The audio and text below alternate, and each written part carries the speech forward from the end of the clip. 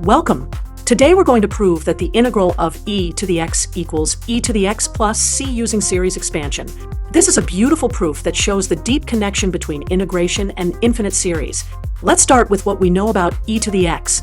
The Maclaurin series for e to the x is the sum from n equals 0 to infinity of x to the n divided by n factorial.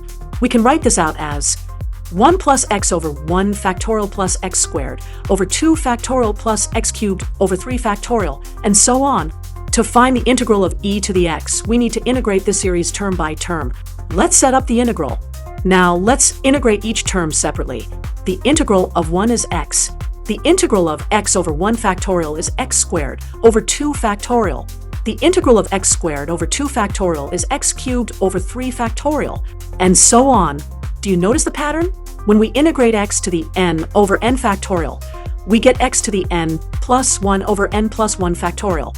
Therefore, we can write the complete integral as a sum. The sum from n equals 0 to infinity of x to the n plus 1 over n plus 1 factorial. Now, let's reindex this sum by letting m equal n plus 1. When n equals 0, m equals 1. And as n approaches infinity, m also approaches infinity.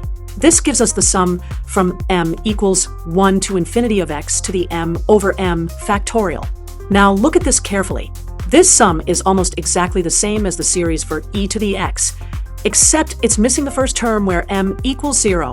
Remember, the original series for e to the x started at n equals 0, which gave us the term 1. Therefore, when we integrate e to the x, we get e to the x plus a constant of integration c. And that completes our proof. This proof shows us the beautiful connection between infinite series and integration.